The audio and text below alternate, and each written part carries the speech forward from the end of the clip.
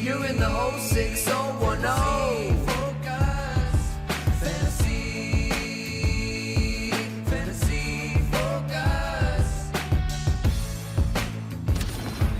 Hello and welcome into Fantasy Focus Football, presented by NFL Sunday Ticket on YouTube TV. My name is Daniel Dopp, joined by Yates and Mike Clay. Guys, I am tired, but I am pumped to be here. After 2 straight days of the Fantasy Football Marathon, everything culminated yesterday in our mock draft. It feels like that's one of the things that we look forward to every single fantasy season, is being able to do that mock draft as a part of the marathon. How you guys feeling this morning? Mike? I'm a little tired. Me too. If I yawn, please excuse it. Yeah, I'm like 60% here. Okay. Like 60%. That's solid. Relative to how that is normally, what percentage would you say? I'm usually 110%. Wow. Okay. Good to know. Wow. Usually ready to go. I'm rocking and rolling here this morning. The draft is awesome. Of course you are. It is like, of course he is, right? Got up, had 3 espressos. You're good to go. I did have a double espresso this morning.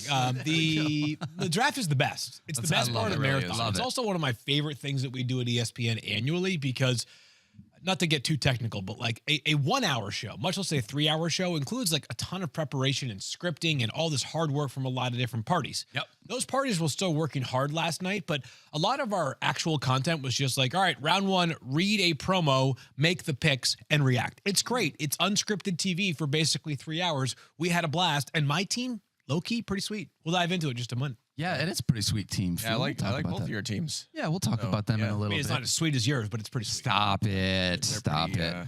Hey, really quickly, before we dive into these mock drafts, just speaking of drafts in general, we had opened it up. We were talking about the Veterans League a couple days ago. Veterans League is officially open. ESPN.com/vet fantasy leagues, VET, fantasy leagues, plural, to sign up. We do not have enough room for everybody, but we will do our best to get as many people in. We appreciate you signing up. Obviously, appreciate your service as well. So if you want to join it, ESPN.com/vet fantasy leagues. One of the best things that we did last year. And you have my word. Mark this down. It's August 21st. We're going to make sure that we pay this all off at the end of the year. Like, we want to make sure we shine a light on the champions of the vet leagues, because there's going to ultimately be just one champion. And that person deserves even more of a bright light shown on them than we gave them last year. Can't wait for that. We're talking about hundreds of veterans, not like, 10, 15 in the league, which when we proposed this idea, Daniel and I were going over email. No big deal, Mike. We were emailing this about this maybe like last April. Yep. And so someone very kindly had reached out and had sort of proposed the idea to Daniel and I. And it was like, let's talk through this. And we thought like maybe we get a 16-team league. Then, 380 emails later, we were like holy cow. So we got ourselves a whole Scott Fishbowl Jr., basically, made up of these incredible veterans. So please, one more time, ESPN.com/vet fantasy leagues. Cannot wait for that season ahead. All right.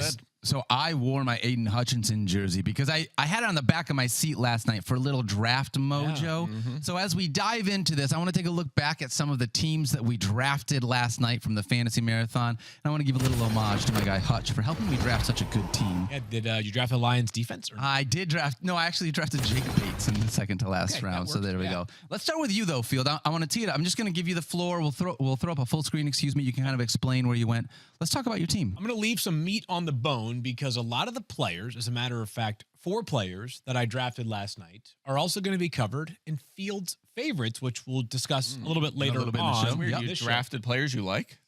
Believe it or not, I did, and some that Mike Clay liked as well. I had the 2 pick, and the most notable thing I would say is that I took Bijan Robinson, number 2 overall. Yep. And this actually sprung to a conversation that we had sort of yesterday as well, which was that if I were going to take a player ahead of Christian McCaffrey, and I don't know whether I'll have the number 1 pick in any of my drafts this year because the orders that have not yet been determined are subject to a lottery. I would take Bijan as the player, as the alternative to Christian McCaffrey. If I were going to not take Christian McCaffrey. Oh, okay. If you're asking me, make the case for somebody not named CMC, it would be Bijan. But I ended up taking with Marvin Harrison Jr. There's Travis Kelce in round 5. Love that pick. A couple of Mike's guys later in the draft. Brian Robinson. Calvin Ridley as well in round 7 and 8. So felt good about this draft. Obviously was able to be patient on quarterback because it's a 10-team league. I knew that it was unlikely that somebody was going to draft 2 quarterbacks in this mock draft last night. That being said, even if somebody did, I still had 12 or 13 targets I felt good about that I could be towards the back of the quarterback. I appreciated your spirit of the draft, in all honesty, because you knew we weren't going to take multiple quarterbacks given how many rounds we were going. And so you could have done what Tyler did and just be like, hey, I'm going to wait till the very end because I've sort of gamed the system. But there was a little bit of draft integrity there, Field. You taking Dak Prescott where you did. I think it's a pick you actually would have made in a real draft as well. And I think, and Mike, you can correct me if you recall, you had not yet taken a quarterback as well. Mm-hmm. Yeah. So I kind of said to myself, I'm okay, of course, with Dak Prescott or Joe Burrow, but I wanted to kind of put my stamp of approval on Dak. Yeah. Which will make more sense a little bit later on in the show. Yeah, I was actually fine. There was at one point where it was still Burrow, Dak, and Love, and three of us needed a quarterback that filled out the rest of the top 10. And I just kept waiting as well because I was fine with either of the three. I think I led the run there. I took Burrow, took Dak. I think I went Dak, and then you went took Dak, Burrow. then I went Burrow. And then actually Tyler went Jaden Daniels. So Jordan Love was not picked in the top 10. And that just shows you, especially in 10-team leagues, just wait it out. Wait till everyone. I mean, in a lot of leagues, I think teams will, like more casual leagues, teams might take two quarterbacks. So you have to be aware of that. But I feel like if you get one of them top 11 or 12, I mean, Brock Purdy, I don't even know if he got drafted. If he did, I think maybe Tyler took him like once we were done on air. Yes. But as like a second quarterback late, like after everyone had a starter. But that just shows the depth of that position. Yeah, it really does. I felt like the draft was interesting for a couple of reasons. But first, I want to look at your team, Mike, if we can, to see the way that it played out. So we'll throw up a full screen. You obviously picked fourth overall. Yeah, well, so we kind of talked about the strategy of going running back early, right? And that's literally what happened. CMC, Bijan, Brees, and then you were on the clock at 4, and you were like, that on purpose. oh, I've got to take CeeDee Lamb. I mean, most of my picks last night were made exclusively for content. That's yeah. You can tell. I mean, you can tell by. I got the second best grade. Yeah, Ada. No, I like both your teams, but you both did take lots of guys that I've talked up on the show. So, yeah, got sniped a few times, but I do like what I did here. I made it a point to go a little bit running back heavy and just follow the value. So, CeeDee Lamb, of course, with the big three running backs gone, I went there. Kyron Williams, I'll take the little bit of a discount on him. Rashad White, a good 1-2 punch at running back, but also Ken Walker and Ramondre Stevenson. There's just something comforting about having really good running back depth. If you can fill out both running back slots and your flex with a good running back, sometimes people say go receiver in your flex because you can get more points out of that spot. But if you have three really good running backs and have that high floor of 15 plus touches a game from all three, you're going to be feeling pretty good. Evan Ingram's been one of my favorite tight end targets. Joe Burrow at quarterback. I've been drafting those two a ton this year. So I like the way the lineup turned out. I'll feel really good going into week 1. We were talking about this yesterday on the show when Mike was off. He was sleeping because he was tired. Mm-hmm. We were talking about how early, especially in smaller leagues, 10-team leagues, it's okay to just compile good players. Yep. Right. Because a third running back may not necessarily bring you weekly value if you crush it with your third receiver as your flex, but it will bring somebody else value when they trade for that player from you. So even if you don't have Kenneth Walker III on your roster for the entirety of the season, you may turn Kenneth Walker III into Brandon Ayuk at a later date. And there will be injuries. Yes. I mean, I can't tell you how many teams I've had in championship games that look nothing like what I drafted. 2 running backs off waivers. It's just it's unreal. Or wide receivers like a Puka Nacua last year. Yep. It's just every year the same thing happens. So just load up on as many good players as you can and ride it out. That was my big takeaway from your team, Mike, was, and maybe you said this, but you took 4 running backs in the first 6 rounds of the draft. A part of that is the reason that positional scarcity, right? Like you're talking about, it feels so great. You have the safety net to know I left the draft and I'm not going to have to go out there and scour the waiver wire for some backup, hoping things work out, or get fleeced in a trade because that's going to have to work out that way. Yeah. Go ahead. Can I ask you a question, though? Is there a part of you that kind of wanted to not take a third or fourth running back? Because I know you're the one handing out the grades, so you have the authority to grade the teams however you want it. But part of my calculus yesterday was not just wanting to draft a good fantasy team and wanting good content, but it was also to not get roasted on the internet. Yeah. And if my starting lineup looks good, I don't think people care about the depth that much. The bench. So I understand that over the course of a season, a third and fourth running back are very valuable. But you could have had a saucier second wide receiver. Agreed. Or flex. Then Mike Evans? Mike Evans is my Okay, wide well, receiver whatever too. your We all rankings have him ranked what, like 13th? Yeah, he actually went way low last night for some reason. Yeah, so I have CD. I went like hero receiver. Yeah, Like I have CD Lamb and Mike Evans are my receivers. So I'm starting every week. Okay, so and there's still depth at quarterback and tight end. They came out good there. Yeah. I'm absolutely loaded at running back. I have George Pickens and Smith but and people don't Jigba. care about your bench. I mean, Just as saying, options, I was thinking long and hard about I thought building that out my worked depth. great. Yeah. I mean, to have Evan, I basically went again hero receiver and still have Lamb and Evans, two somehow top 15 receivers. I mean, I'll take that all day long. I thought it came out you were great. like I thought that somewhere between the strategy worked 7th great. and 8th best team last night. Wow. I mean, I was the High first fair. best team. I was going to say maybe too high still, but it's not. It felt so you taking a bunch of running backs felt indicative of what ended up being the night to me, because it felt like there were a bunch of times where people in the draft were like, you know what? I don't love where running backs have fallen. I better hurry up and grab my RB2. And I felt like good wide receivers just kept getting pushed down the board, really good values. I want to throw my team up there. Mike, I was very grateful that you said nice things about my team on the internet and on television. Yeah, Mama on Dopp TV was very too. careful. Yeah. I was told the YouTube chat during the draft agreed with my assessment that you had the best team. I was People were very on board. pleased. Yeah. Christian Shout out to McCaffrey YouTube and Travis Etienne. I went back-to-back running backs, and I got to tell you, I love the way that my wide See? receivers It still works. worked out going that way. Drake London like the 7th round. She did try to take Drake London in the second round, but ETN, CMC, Drake London, DK Metcalf, being able to grab Lamar Jackson, a top 5 quarterback, and Trey McBride, a top 5 tight end. And then I just got a bunch of depth at wide receiver. Tank Dell, Jaden Reed, Deontay Johnson, Keon Coleman, a guy you've been talking about. Just trying to load up on good position players. People, I know we have absolutely rammed this point into the ground, but I'm sitting here, I'm thinking to myself, Deontay Johnson in the 9th round in a 10-team league. Oh, yeah. That's sweet. Translation, take running backs early. Yeah, I didn't love Jaden Reed. I'm not as high of course. as him. I made that but pick for then- me, not for yeah. you. Yeah, but then about this? you redeemed yourself with Deontay. I appreciate Well done. that. I think maybe when we look at the end of the season, I realize I've had a lot of Christian Watson. I wouldn't call it hate, but I'm more on the Jaden Reed than Christian Watson bandwagon. It feels deeply personal. Yeah, I want to get out of that because I think both of these guys are going to outperform their ADP. I can't believe Jordan Love didn't get drafted last night. This is a team that I think is going to be so drafted as someone's He got second drafted quarterback. after Like the round show 12 was or over. Yeah. Yeah. But it just feels like this team is going to be so good. I watched Jordan Love in basically his first year as a full-time starter figure things out. Second half of the season, he looked really good. If they take a step forward, these guys are going as wide receiver almost 35 and later, both of them. I think they both have a really good chance to outperform their ADP. So I'm in on both these guys. I just want to say it's not just Jaden Reed.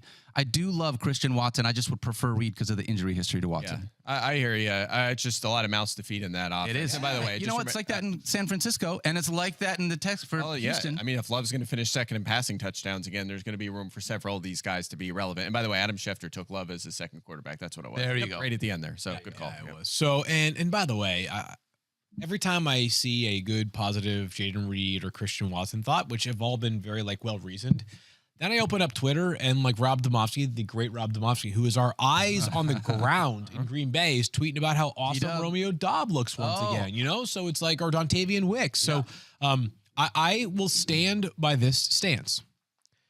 If you end up crushing your Packers wide receiver pick this year, It's because you got lucky. yes. I think that I will say I don't mean that to sound like I'm undercutting your guys' No, thoughts, no. but I think hear you you. guys admit that you may be on Christian Watson or Jaden Reed Island, but you're thinking about taking the boat and returning home. I hear you. I'll say this though: if Romeo Dobbs is the top scoring Packers wide receiver in fantasy, that's a problem. That means that something went wrong with Watson and Reed. He should not be the top scoring fantasy receiver for that team. I mean, he hasn't been a good fantasy receiver, and he does not have the ceiling. He's just been a solid presence for them. But you expect more from Watson. You expect more from Hear Jaden you. Reed from a Yeah, I fantasy guess the perspective. question is yes, based off what they have done to this point and what I am not discounting, given how young all of them are, it was the youngest team ever last year, is the idea that Romeo Dobbs takes a step forward. Is it uncommon to see that for a player going into his third year as a 4th round pick? Yeah, but this team, more so than any other position group in the entire NFL, has me kind of perplexed in a good way going into drafts because I think they're all going so low that none of them are going to be a waste of your pick entirely. Agreed. But yeah, I'm bracing for anything with that Packers wide receiver. Dobbs brought value last year because of Scored the lots of Christian touchdowns. Watson injury, and he found his way to get into the end zone. Like, that was a big part of it. So if Christian Watson can stay healthy, I don't think any of us expect Romeo Dobbs to have the same kind That's of what I year. mean. Yeah, that means something went wrong elsewhere if Dobbs is still the guy but that's just like you got to plan. Is there a little bit in your mind where it's like, hey man, we've had a couple of years of soft tissue history, and we're maybe not fully out of the woods with Christian Watson yet on that. Like, that's maybe my big trepidation on here. Well, So I think they're going to use 4 guys. I mean, at least 4 guys. Don't be surprised if you see Bo Melton on the field. Like, they're going to Only guy to have 100 yards receiving last year It for might the be 8 to Packers. 10 snaps a game, but he's probably going to be mixed in as well. So Plus that's why none of them are ranked high for us. Yep. They're going to use a lot of players. all right, let me ask you this question, and we'll move on from the mock draft. Field, when you're thinking about your team, and we can throw the graphic back up there if you need to look at it, is there one pick that you were like, man, that was probably the toughest decision for me? That was the one spot where it was, or did everything kind of feel like it this fell? was the one. I will tell you the one spot where I thought long and hard about going a different direction. It was the 3rd round in which James Cook was on the board, and I have been very clear in this stance. As we all know, the running back depth falls off very quickly. But when you don't pick again until pick number 39, if I didn't grab James Cook a few spots ahead of ADP, then I could have easily been ending up with a player that I don't love as my second running back. Yep. Yeah, I hear you. That one was the one that I kind of raised an eyebrow at. It felt tough because, like, Cook, I mean, he's my RB 13. You took him, what was that, the 3rd round? Ramondre Stevenson's my RB 18. I took him in the 6th round. So that was quite a while later. So that was the only one where I was like, but it could pay off. Like, he was top 5 in yards last year. Yeah. I'm worried about touchdown upside, but it's such a good offense, so it could work totally fine. When you and I are in the spots that we're at, Field, like, we're picking at a turn, right? So once you make that pick, you got to wait a long time for. Yep. So, Mike, what about you? When you were looking at your team, I realized you're the computer brain here. You've got everything already set up. Yeah, every pick was great. Yeah, I don't know. I can't think of one right now. I mean, I wanted a running back with one of my first 3 picks. Rashaad White's the one that will define your team, in my opinion. You think so? Because we have differing views on what the player will be this year. I think the inefficiency will be not offset by the volume, because I do think the volume is going down. I do think Bucky Irving will be a factor in this backfield, and I do think Bucky Irving will have enough of a passing game role to decrease the value for Rashaad White. You and I are about 13, 14 spots overall in our ranks apart on Rashaad. Yeah, I think the only thing might be just 2 of my first 4 picks were Buccaneers. So if something goes sour there, or, Baker Mayfield gets hurt or something, the wheels could really fall off. That's probably the only somewhat risky thing I did there. I don't know. I felt like the value was good pretty much throughout the draft.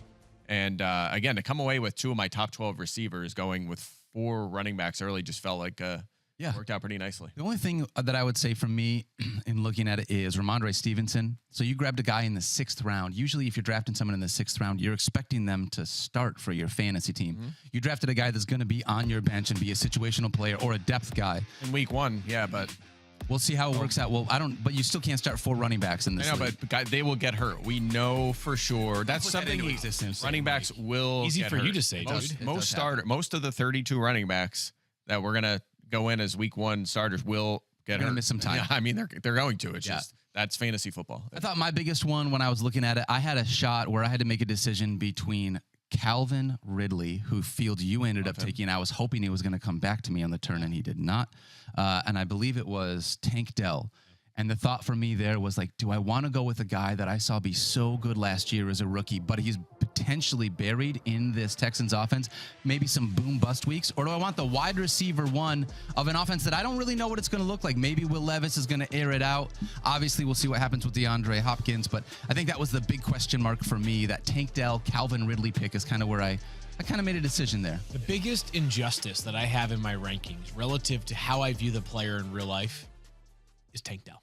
Yeah. Like it feels so odd. It feels unkind to him. And yet just go track the history of teams with 3 wide receivers that are playing a lot. It's hard to find a ton of examples of 3 wideouts all paying off at cost or better going inside the top 25 or so of wide receivers. Yeah. He rules. I hear you. It's something interesting that I think about once in a while with situations like this is, are you drafting them at their or close to their ceiling, right? So Calvin Ridley, where he went, probably not going to blow. He'll be like probably a wide receiver 2, I would say. He'll probably deliver borderline top 20 numbers, but is he going to be top 10? Probably not, right? Probably inside the top 20. So where you're drafting him, that's probably where he's going to be. Just kind of a safer pick.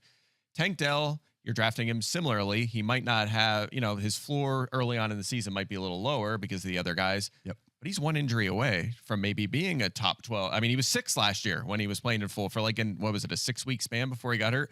So there's actually some room, like the ceiling there might be a little higher. The range of outcomes could be better. So at that point in the draft, that's fine. Like He's a flex play for me, perhaps right? has a higher ceiling. You can make that case. Yep.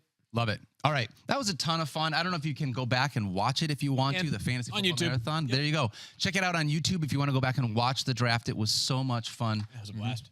Let's turn the page, though, and talk about some of Field's favorites. Yeah, probably the best piece on ESPN.com annually, at least if you ask me. What the? Field, Am I what is biased? do you have a criteria for what constitutes as a favor, or is it just guys that you like this year? It takes on a bit of a subjective feel to it. And what I am not trying to do is highlight the top 8 players on my board in fantasy football. You love CMC and Yeah. Bijan and Brees no Hall. way. As a matter of fact, They're sleepers for this year. none of the players that I mentioned in this piece will go in the first 10 picks of almost every single draft. Love it.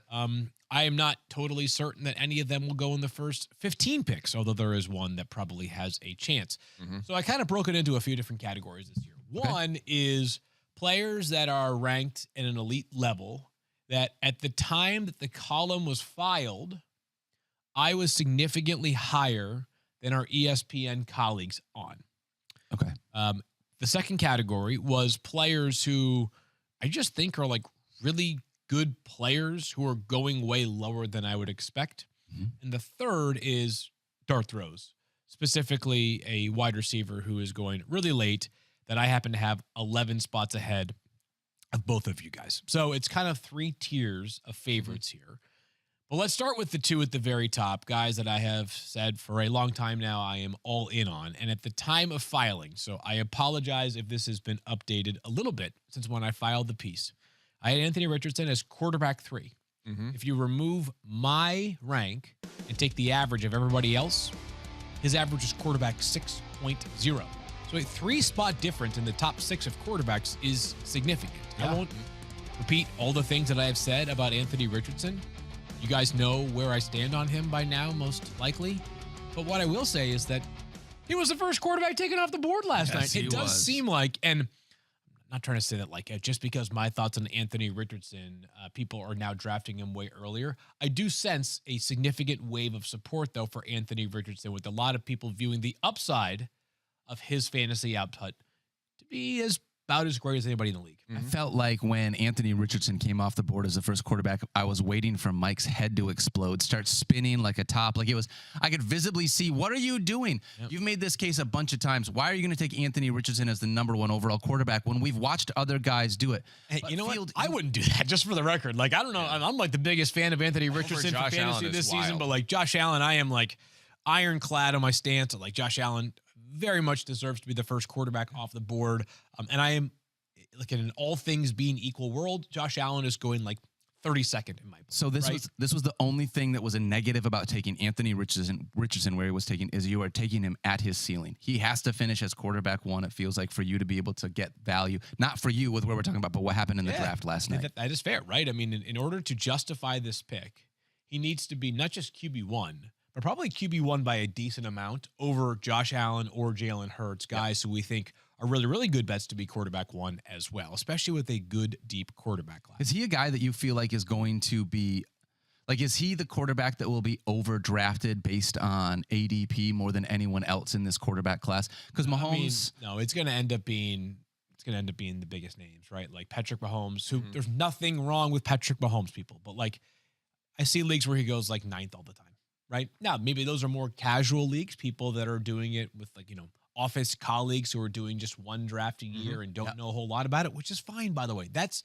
a great group of people in fantasy football as well. Not everybody has to be super intense and have 20 leagues like us 3 losers do.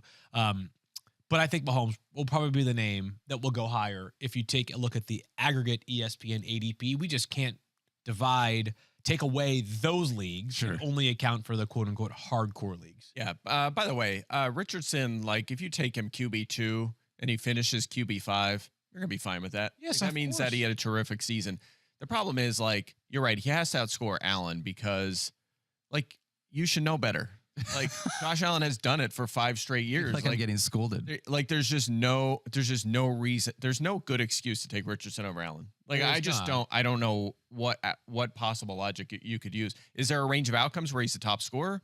Of course there is, but Allen has already done what you're hoping Richardson will do. It just doesn't make sense. So if Richardson gets outscored by Allen by 15 points, you're still like, all right, I took Richardson first, but he still had a great season. He finished QB2. But you still should have took Allen, who outscored him again because he does it every single year. It's just one of them weird. I don't know. We were having fun last night, and I mean, what kind of a crazy person that doesn't know anything about football would take Anthony Richardson as the first quarterback? Who was it? Yeah, some guy was. Oh, it was Adam. Sources tell me it was Adam Schefter. Sources, it was Adam Schefter. All right. Well, it was fun though. Last night's a fun night. The other player that fits into that category for me is Marvin Harrison Jr. Again, at the time of filing, and this may have been updated just a little bit, I had him ranked as wide receiver 9, where he still is for me. He was ranked amongst the ESPN rankers, not named me, at 13.3. So again, a big 4.3 player gap between where I had Harrison and where he is ranked in the rest of everybody else's wide receiver column. So again, you guys know my stance on Marvin Harrison Jr. I think his ADP of 25.1 is actually an inaccurate reflection of where he will wind up going. I took him 19th last night, and it did not draw any oohs or ahs in a negative way. It was just like, yep, Marvin Harrison Jr. going to go off the board very, very soon. You know, every year I try to remind myself to be measured when it comes to preseason content.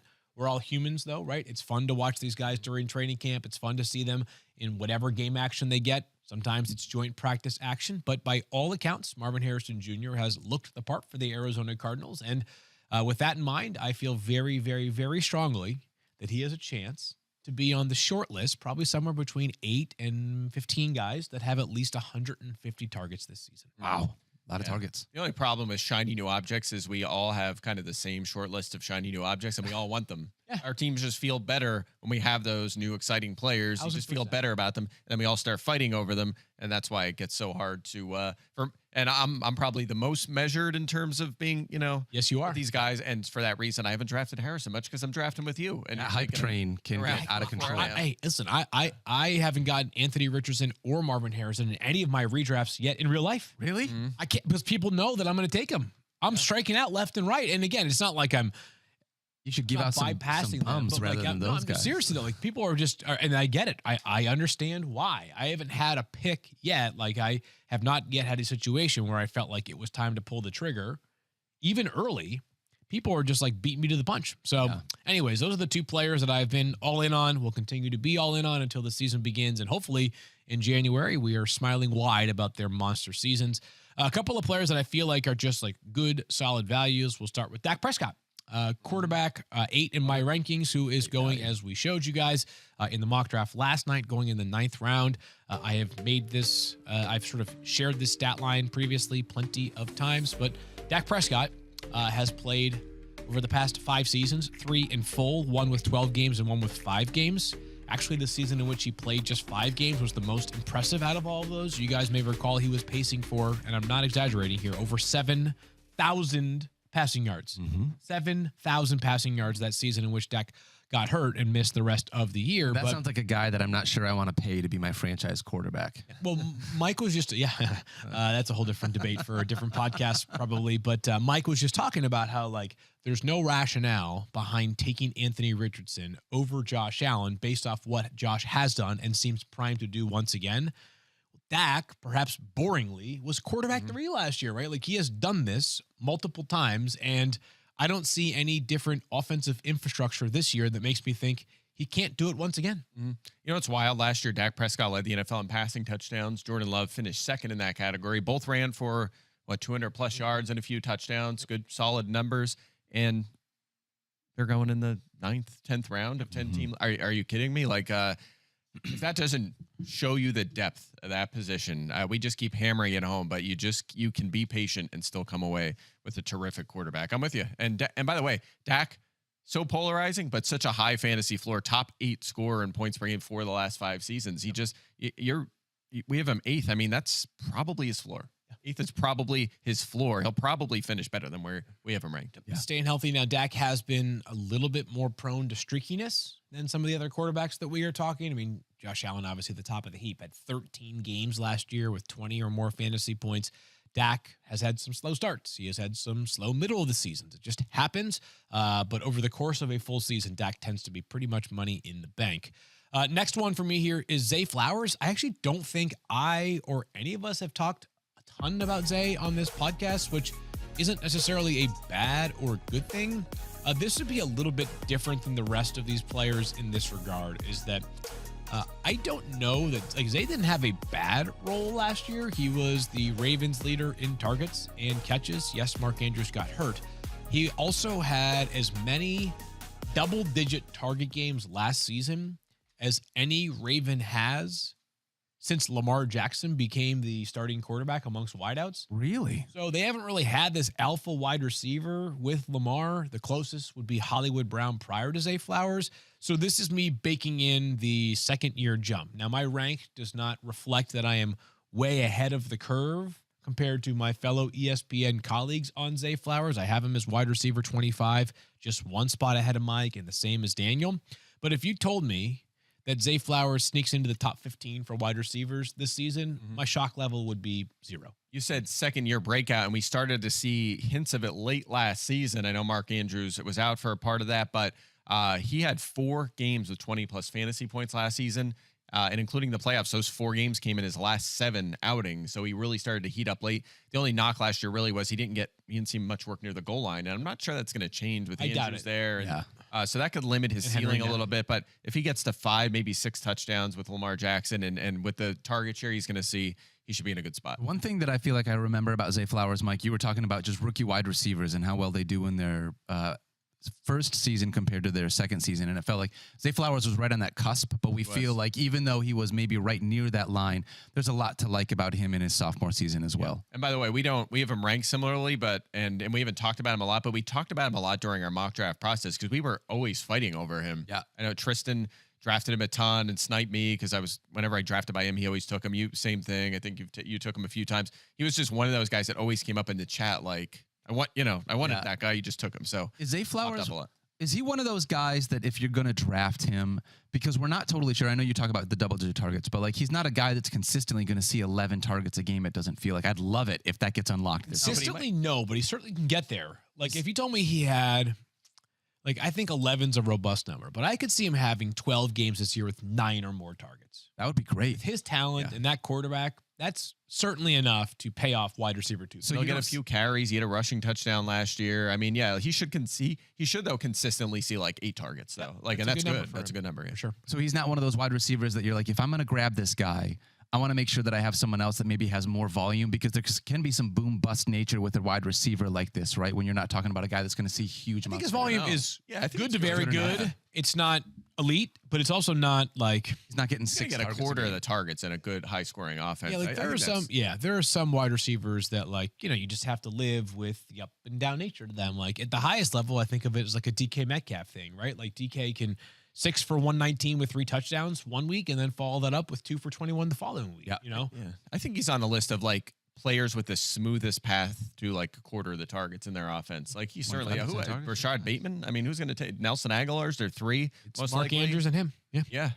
He should be in a good spot. All right, moving forward here to yet another tight end that we all, I think, really like. I have him a couple spots ahead of these 2 guys. It's David Njoku, who I thought was the Browns' best offensive player over the course of the full season last year. Some will point to the target share with Joe Flacco on the field as opposed to Deshaun Watson. Well, I thought he was good pretty much the entire season. He kind of got go. He was quiet in the first 5 games. He had 4 duds in his first 5 weeks, did David Njoku, and then took off and just became this player that I think for much of his career, fans were dubious this is who he could be. He gets that big extension from the Browns a couple off seasons ago that looked at the time like, what are the Browns doing? And now it looks like a value contract relative to his production over the past couple of seasons. I think there's a chance that he is clearly the 1A in this passing offense along with Amari Cooper. Sean Watson, probably the biggest wild card in all of football once again this season with his performance. But I don't think that's enough of a detriment for me to not feel like David Njoku can have a big season. And on top of where I have him ranked, it's also where he's going in drafts, which if you look at it right now, do you have the number, Daniel, pulled up? Pull it up right now. Okay, I thought you were already pulling it up. But the bottom line is that he is kind of a forgotten man relative to some of these tight ends. I have said that I think there are 10 tight ends I feel really good about going into the season. The cutoff point is Jake Ferguson. He's number 10. And then after that, you're talking about Dallas Goedert. TJ Hawkinson, if he were healthy, obviously would be in that, but it's Brock Bowers. It's maybe Pat Freiermuth. Elton Schultz. Elton Schultz is the other Elton one. Schultz.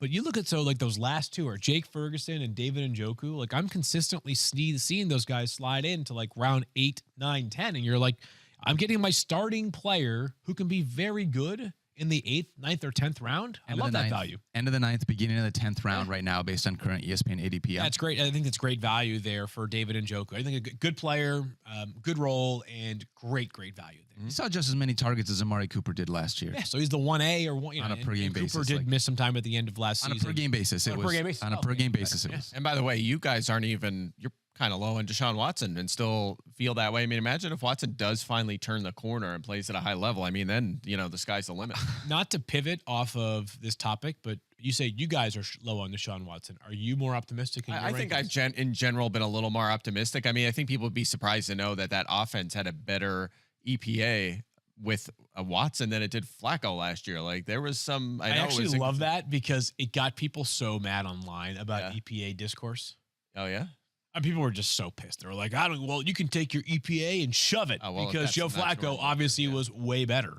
Yeah, but if that stat was used to defend their favorite team, then they would be using it in 1 second. That's the nature an NFL of social stat media. though, because it feels like Joe Flacco was legitimately better from a fantasy perspective for our guys. I think Flacco got a little bit of. He played a little YOLO ball, and he hit on some high variance plays. Deshaun Watson needs to play some YOLO ball. And it all fell apart in the playoffs. They got absolutely rocked by Houston. Yes, exactly right. So that kind of thing can work for a little while, but it doesn't work for a long time. Usually comes up. Yes. All right. So I will table one player. We'll mention him in the next segment we are doing, but one last sort of flyer. And there are so many flyers. I mean, just so many flyers that I can make the case for, right? We have had plenty of time. Ron Hextall, Bobby Clark, Drew. Yeah. Philadelphia Flyers. That was a good. Eric I didn't know Lindros. you knew so many non-football players. Yeah, Lindros was a that beast good back one. in the day. Yeah.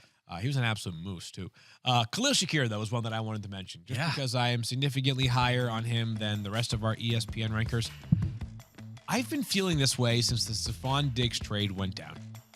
That I think the Bills were more comfortable with their wide receiver room than the rest of us on the outside were. And I'm not saying it's exclusively because of Khalil Shakir, but I do think he was the most prominent holdover name because no other wide receiver on the roster has caught a pass from Josh Allen in a regular season game. So Shakir being the familiarity, being a very good route runner, he played 92% of his snaps in the slot last season. That role, I think, is bound to shift with Curtis Samuel. If he is healthy for week 1. They were both top 15 in points via the slot last year, so they can't both of them can't do that again. Just like as a little bit of an education on Khalil Shakir for those that haven't really watched him that much, which is understandable. He was the Bills' third or fourth wide receiver for much of last season. Really good route runner, really good after the catch. I think he moves into more of a perimeter role, although he can play from the slot. I think Shakir, again, he's wide receiver 49. I am not breaking the bank on this player. I'm not telling you he's going to be a lineup lock every single week, but if you're going to throw a dart at a Bills wide receiver, I've made it clear that my order is dissimilar to most of my ESPN colleagues. Yeah, I mean, I looked at some league history on him because initially the discourse, and I got hammered by Bills fans because they traded Stephon Diggs, and then a lot of people were in my mentions like they don't need him. They have Shakir, like they're fine. Like they have look at his numbers last year, his efficiency, and first of all, and I posted a lot of this on social, he had like the fourth highest yards per target for a receiver of the last 15 years or something like that. Great. And it's like the top 40 on that list all plummeted in the next year and didn't necessarily see an uptick in targets either. So first of all, that is going to drop, right? His efficiency will drop. The efficiency will for sure. Yeah. But the other part of this is historically guys that see as little volume as he has had in their first 2 years in the league generally don't pan out. They're a long shot. So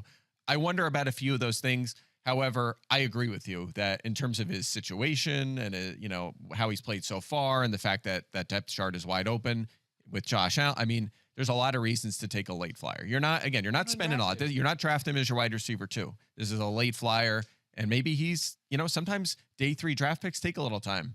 In fact, usually they don't perform right away. It takes a couple of years. So maybe he's that next guy. That's when you throw the darts at guys like that. He was also one of those guys that the draft community liked more than where he ended up being drafted, right? Like he was a surprise falling to day 3 the year that he did fall to day. You're right, though. In general, we like to give GMs a hard time. They know what they're doing. Usually if you follow what NFL teams are doing and you draft that way in fantasy, especially in Dynasty, it's going to work out for you. There you have it. I'm trying to find his ADP, but I could not. It's undrafted. Undrafted. His ADP is undrafted. So again, this is this is Fields free. This is your lottery ticket. I mean, there are other obviously more. I think there are way higher upside players that are going in like rounds 14 and beyond. But like, I think a fairly steady role, and there is a value in having a fairly steady role on your bench, especially when there are going to be multiple weeks this year with 6 teams on a bye. Oh, yeah. That to me is a useful player to have on your roster. Tyler Fulgham said it a bunch last night, Mike's nemesis. Maybe it's a good idea just to have players on good offenses in fantasy football. And when you can get them for free at the end of draft, why not see what happens with that situation? That's largely true. It is largely true. The Chiefs a couple of years ago would be evidence that it's not always true. Right? Yes. The year that Juju Smith-Schuster was like the most fantasy relevant wide receiver, and he was still like wide receiver 36 most Marquez Valdez-Scantling both had tough ones. But it is largely true. It's a great rule of thumb. I wonder if that could be the Bills this year, though, with Josh Allen scoring all the rushing touchdowns, and if your guy James Cook has a big season, if they're just sharing with all these guys. Monster Dalton Kincaid. Yep.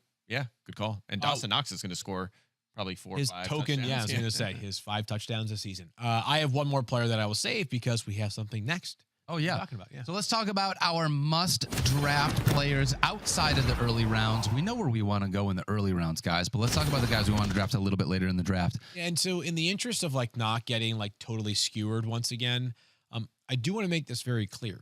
Like if you're asking me like my must-draft player, I would freaking love Amon-Ra St. Brown in every single draft. Yes. Right? But like you have to be in a very specific range to get that player, right? Well, you were mad at me. You were rolling your eyes at me yesterday because 2 days ago on FF Now because I said my must draft player was Bijan Robinson, but he's going like 6. His ADP is like 6. So I don't know, but you described it differently though, right? Like you described it differently. Like you're saying like, hey, I was. He's like this guy over here. Oh, Bijan Robinson. This guy over here. But no, you're taking him second. Yeah, exactly. Yeah, right. As opposed I'm just to giving you a hard time. Yeah. It felt like an attack because you're like Amon-Ra. He's going right around Bijan. Okay. Well, my point is that but I don't have Amon-Ra as like the second player on my board. So if I did, I would make the case for him, right? But it's like these are players that aren't going, I think, in any of our picks in like the first 75 selections right now. Yeah. So are they the player that like is going to make or break our season? No. Are they the best players in fantasy? Also, no. The point is that like at cost, you're getting a valuable player at a dirt cheap cost. Yeah, Mike's actually got the highest ranked or highest ADP player on this list, and that is Evan Ingram. Mike, and I did take him last night. Yeah, you did. Taking him a lot. Yep. Yeah, the problem there is I just see tight ends that haven't accomplished what he has accomplished, including last year, going ahead of him by several rounds quite often. And again, we talk about shiny new objects, Kyle Pitts, Trey McBride. The next big thing, Evan Ingram, the last 2 years, has been a top 5 scorer in fantasy points. Last year, he was 4th in the entire NFL in receptions with well over 100. I have him projected for 87, and he still projects as tight end 5. Yeah. He is not a big touchdown scorer. He hasn't been really since his rookie season when he was basically playing wide receiver for the Giants because they had no one else. But that doesn't matter a lot at tight end. You would be surprised to know that one tight end had more than 6 touchdowns last year, and that was Sam Laporta. That number will probably drop for Laporta this year. Maybe someone else scores 6, 7, 8 touchdowns. That's fine. Evan Ingram can score 4 or 5 touchdowns and be a clear-cut top 5 scorer. And the discount you get on him is unreal. So I don't need the sexy new tight end. I'll take the guy that's already done it and will continue to do it. And we talked about this quickly yesterday during the marathon, but like Evan Ingram doesn't score touchdowns very often, but when you have the volume share, when you're getting 116 receptions, most ever for a tight end in history, it's okay if you're not getting the painted area. Some guys are chain movers. Some guys are touchdown scorers. You can still be a really good fantasy tight end as a chain mover. Yeah, and touchdowns can come too. What if he just scores 8 this year? I mean, that's possible. It could totally happen. This surprised me. Do you know how old Evan Ingram is? 26. I would have guessed He's super young. Probably 29. 30. What? No, he's not. He's 30 now. Wow, that's All right, hold on. We got to change Mike's thought pick, guys. I'm out. No, That's no, yeah. and for that reason, Okay, I'm sorry. He turns 30 in 10 days. Okay, yeah. so he's Oh, that was 29. that was a big miss. I don't know. You tricked me. You went the other way. I was like, oh no, is he younger than it? No, so I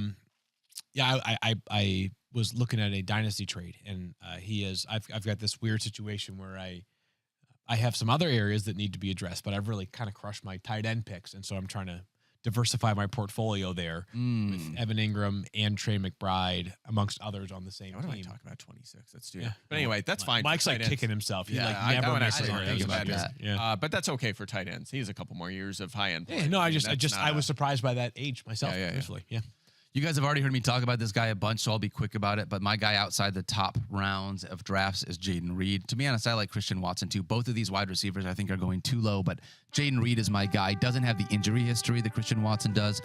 7 of his final 8 games, he had at least 15 fantasy points. He was Pick this music? I did not pick this music. Yeah. It does feel a little military-esque. Yeah. He was a top 10 wide receiver over the final 8 games of the season. Just the eye test, watching him and what he can do. He also was involved in the running game a little bit. I love what he can be in this Packers offense that I think is going to take another step forward this year. And I've been thinking about this. If I love Jaden Reed this much, then I got to make a change to my quarterback rankings because I think Jordan Love is going to be able to help elevate a lot of these wide receivers to a better spot. I need to move Jordan Love up in my rankings as well. How high? Who's he passing? That's the question. I think I'm going to have to put him ahead of Burrow. I might have to think about putting him ahead of Dak Prescott. That's saucy. I like it. Yeah, so That's fine. I like it's totally he understandable. crushed I it from think, a touchdown perspective last year. And I know he wasn't a rookie, but the idea of like the second year, maybe the game slows down even more for him. And he's got such a great plethora of pass catchers Nice at use his of plethora. disposal. So I'm in on Jaden Reed this year. All right, my player is one that it's funny. It's like, and again, not trying to like say that social media is representative of real life, but the ESPN NFL account, which has got lots of followers, obviously tweeted the clip. And I think that sometimes, like when you just see the text, you might think to yourself, like, what? Like your must-have player is Javonte Williams. Like, here's my point on Javonte Williams. There's some I have context. him as around that. RB23. Yeah. He is going as RB30 in the 11th round on ESPN.com right now. Just look around the other players that are going around that time at running back, and you're saying to yourself, like, which of them do you feel like is a better bet than Javonte Williams to be the lead back in his backfield? Mike is doing some sort of hand gesture Later. right now. For that. Do you want those names, Field? This music's amazing. Okay, yeah, throw some names up. All right. So you've got Tajay Spears, Yep.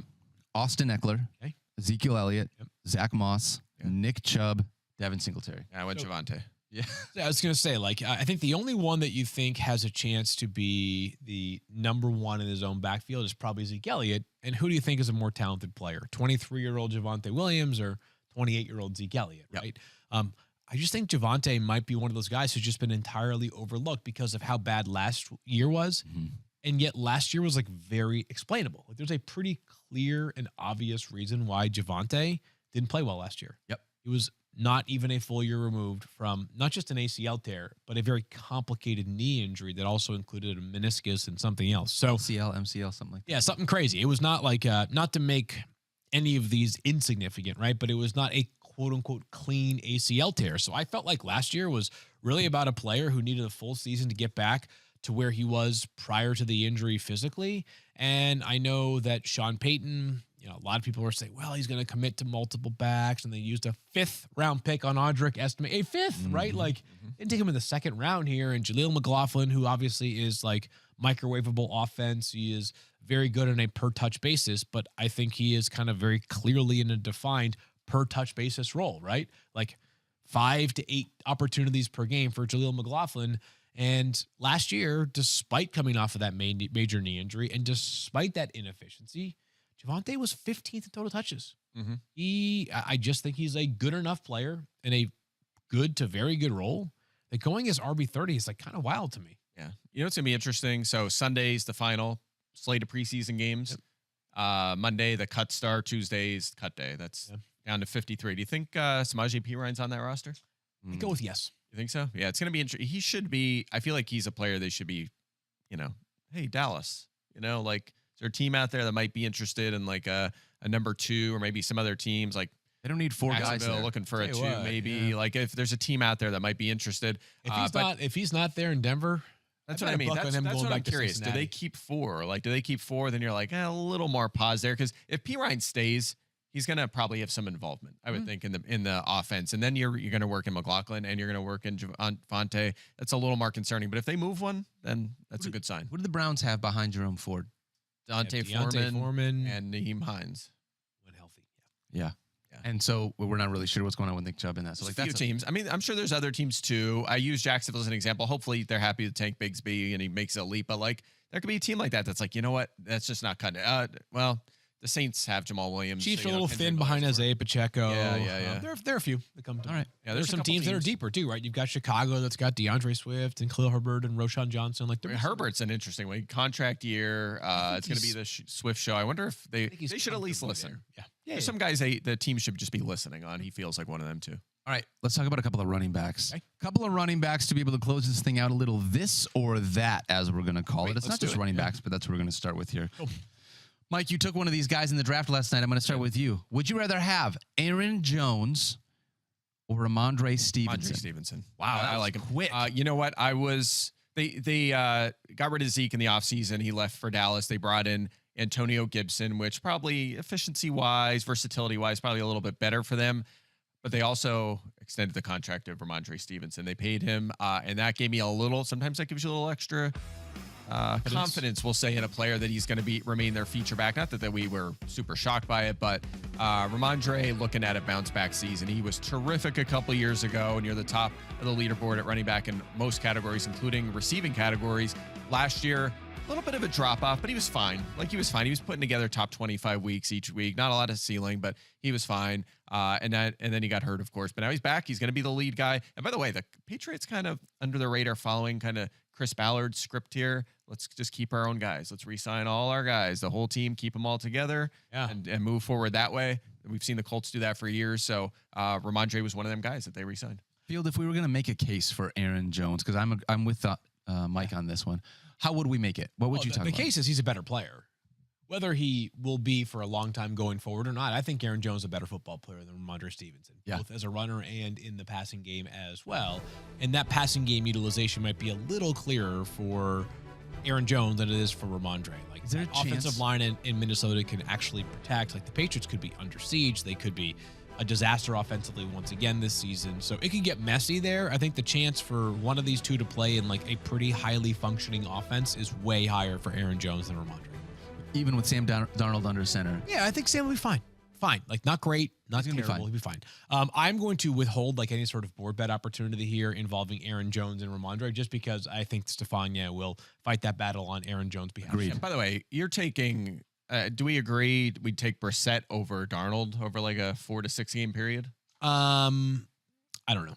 I think it's close. But I think that's at least close. And then you have Drake May, who should be an upgrade. Hopefully, if he's not, that's a problem. So, I mean, I know. Mr. May is going to start the season under center, and I was staunch in my stance that it was not going to be him. But I'm wondering if maybe Drake May, week 1 starter for the Patriots. Yeah, and that would be good. I mean, that's good. That's like New England's like, okay, this guy's the real deal. Like, we have to start him. He'd be a sleeper. That's great. Too. Yeah, I mean, he could run too. I mean, yes, it would be so a I don't know. bench stash only. But man, he is fun. I think Jones maybe comes out hot a little bit and then cools quick. You know, I think that's what we're going to see there. All right. What about Field? Chase Brown or Trey Benson? Yeah, as much as I love Trey Benson, it's Chase Brown, right? I mean, one of these guys has maybe already kind of established himself as the likely starter in Cincinnati in Chase Brown. Trey Benson is very much dependent upon something happen with James Conner. I believe if something happens to James Conner, that Trey Benson will have a role. But Chase Brown will be playing meaningful snaps every single week for the Bengals. Yeah, I think we can learn a lot from the preseason, but you have to be careful. You have to watch the things that matter, some things that don't. Chase Brown coming out in training camp as the one was like, okay, we all assume Zach Moss, but you know, he's like in the real NFL dead zone. So that's wide open. And this is a good offense that's going to throw the ball a ton. Chase Brown flashed last year. I know he's never played more than 30% of the snaps in a game, and they're going to use both. Don't get me wrong. There's going to be multiple backs. They could be a team that might add one as well. Yep. But Brown should have been ranked and projected higher than we had him earlier in the offseason. He's a terrific late flyer right now. The only thing about Trey Benson is you talked about if if there's a chance that James Conner misses time, and it feels less of an if, it's like when James Conner misses time, because it's always been a part, unfortunately, of his career. So is there a chance that when Trey Benson does get that opportunity, that he's just so good that he doesn't relinquish that role back? Or because it's James Conner, it's like even when James Conner comes back, it's like, guys, it's not just the Trey Benson show now. We still got James Conner we're going to split touches with. You know, we don't want to like dive too frequently into like narratives and like locker room sort of like respect or capital in fantasy football analysis. But I do think this is worth stating specific to this year, because we'll see what the future looks like for James beyond this season. James Conner's like the dude in that Arizona locker room. Like, he means a ton to that team and that franchise, to the point that if Trey Benson comes out hot, if James misses some time, I don't think James just gets like pushed by the wayside. I think he stays involved because he means that much to this team. Yeah, I think that for the case for Benson is he might have more lineup lock weeks. Like if Connor's out for 3 weeks, we might have Benson top 20 every 3 weeks. We might have Chase Brown 27th every single week of the season. So it kind of depends on the size of your league and when you're, you know, what you're aiming for. If you're just looking for upside on your bench, that kind of thing. Yeah, if something happened to Zach Moss and something happened to James Conner, I would prefer Trey Benson. 100%. Yeah, that's the case. It's just a matter of how you think of it. But all right, couple wide receivers. I think this one's really interesting. I'll ask you then. All right, bring it. Keon Coleman or Ladd McConkey? I'd rather have Keon Coleman. Give me the wide receiver and I get the idea that Ladd McConkey, we're waiting to figure out who's going to be the wide receiver one in this offense. We thought maybe it was going to be Quentin Johnston, maybe Josh Palmer, right? I get what Ladd McConkey can be, but I would rather have the potential wide receiver one for Josh Allen and what that upside could be. I think the ceiling and upside for Keon Coleman in year one is bigger than what it can be for Ladd McConkey. I think Ladd McConkey probably has a much safer floor year one, given what he can be to Justin Herbert in this offense. But I would rather have the upside with where I'm taking those guys at. Yeah. I'd rather have the upside of what Keon Coleman can be in that Bills offense, knowing that 240 targets have just left that room. As much as we love Khalil Shakir, he could be a huge end zone target as well. I mean, he's a big guy. I'll go Ladd. Yeah, I think it's so close. I mean, their situations are so similar. I mean, great quarterback. Yep. They walk into a situation where the depth chart is wide open. They could easily be number one week one. I know McConkey's missed some time, so maybe the start's slower there, but he's also a couple of years older. Like, he should, in theory, be a little more polished. Maybe Coleman's a little bit more inconsistent. So I honestly don't have a great answer. I have them ranked back to back. I just would love one of them, like or Xavier Worthy or Brian Thomas. I have all those guys together, and I would love to get one or two of them. That's ideal. I'll throw it any of them. Like if one of those guys hits, you know, you're gonna feel great. It's, you know, get an every week starter, and some of them will. This is a gut call, and I could be, of course, wrong here, but I think Ladd has a chance to have a pretty steady role as soon as week one, and that might hold for much of the season. Yeah, I think Keon Coleman's gonna have a pocket of games where you're like, okay. All right, I get it, right? Mm-hmm. Like this big, imposing wide receiver playing with the best fantasy quarterback in the NFL, one of the best quarterbacks in the NFL. 5 or 6 weeks, he gets hot, but I think Ladd is a steadier bet. Interesting. Yep. The way that I think about that is, I'm not expecting Keon Coleman to be a guy that I'm relying on the first 5, 6, 7 weeks of the season. Based on where I'm drafting him, he's going to be a bench guy. I'm going to watch to see what happens there. Do you think that Ladd McConkey will be more involved earlier in the season than Keon Coleman? In part because, like, they really need him. They need someone. Right? Like, Buffalo, you could see a world in which they go 12 personnel, Curtis Samuel, Khalil Shakir as their top 2 wide receivers, if Samuel is healthy, and Coleman playing a role, but not necessarily a 70% of the snap. But if you need like a deep, like think DFS week 1 tournament, like, who's a guy that could go under the radar for like 130 and 2 touchdowns? Keon Coleman certainly would be one of them guys that could just do it right out of the gate in his circumstance. Yep, totally with you on that. All right, guys, that's going to do it for Fantasy Focus today. Guess what? I'm going to go home and take a nap. Yeah, I made it. I'm still awake. Yeah, okay. Congratulations. I'm really proud of you guys. This was a ton of fun. Yeah, you're going to go work out? I will not be working out, but I will be working on my top 160 rankings for fantasy for 2025 because I care about the game and the grind. Nice, Field. Love it. Yeah. I mean, fantasy. I'm not talking in real life. Right? We'll be back tomorrow. When you see us, we will be in the Bahamas. Thank you for watching Fantasy Focus Football presented by NFL Sunday Ticket on YouTube TV. We love you guys. We'll see you tomorrow. Did you say the Bahamas? I did. Yes, you did. That's where we're going.